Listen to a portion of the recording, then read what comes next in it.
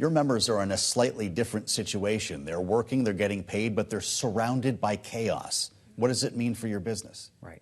Yeah, well, thank you, Joe and Tyler, for having me on. On behalf of my 28,000 colleagues at the Association of Professional Flight Attendants, we really appreciate this opportunity.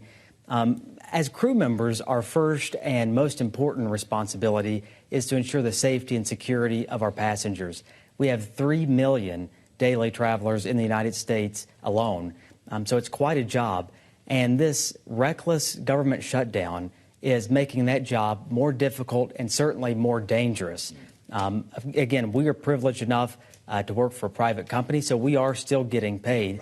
But we really stand in solidarity with our air traffic controllers and our TSA officers, as well as the FAA employees who are also being furloughed. So again, we stand in solidarity with them, but it's been a challenging time, to say the least, really since the beginning of the year.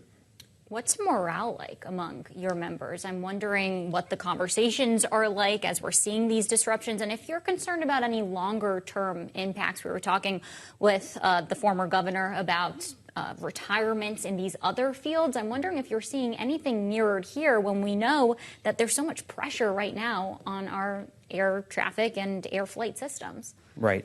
Well, I'm not happy to report that morale in the aviation industry writ large is low, and unfortunately for good reason. Again, since the beginning of the year, we've seen tragedies, we've seen poor decisions, we've seen problematic policies that have all negatively impacted aviation safety in our eyes.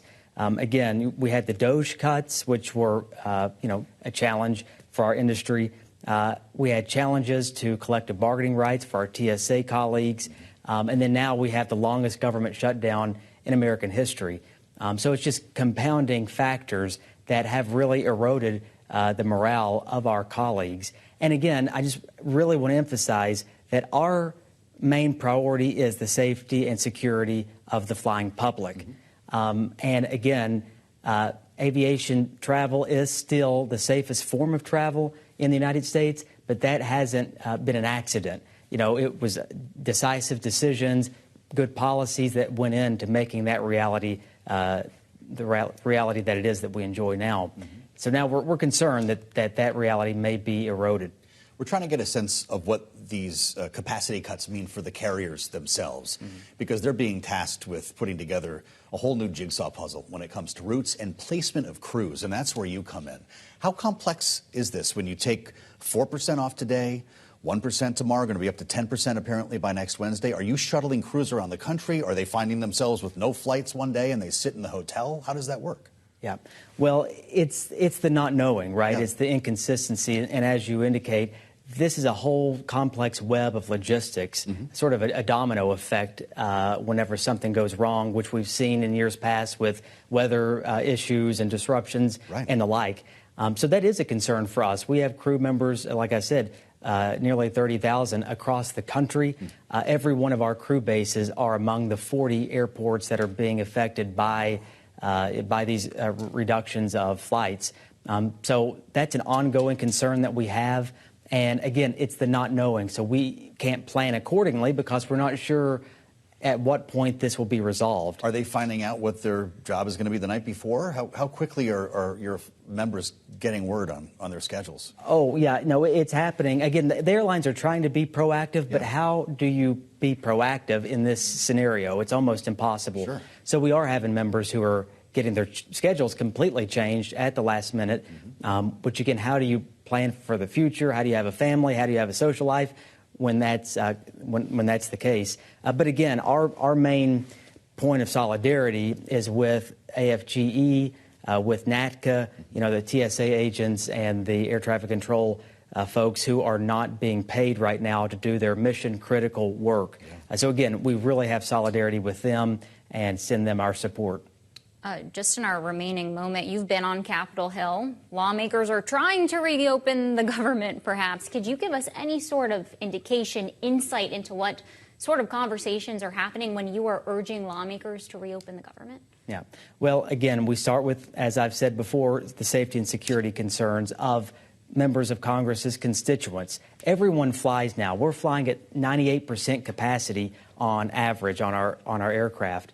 So we really want to hone in on that messaging. We thought there was some productive talks. That's what we were told in closed-door meetings.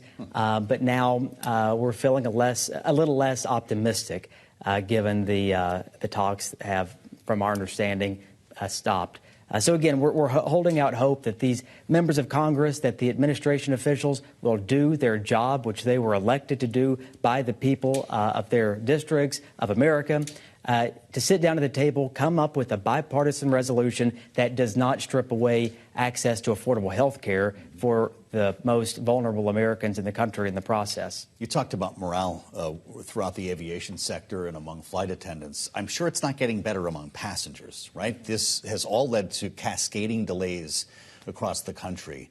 That means potentially more trouble for your flight attendants who have to deal with all of us happy, mostly crabby people.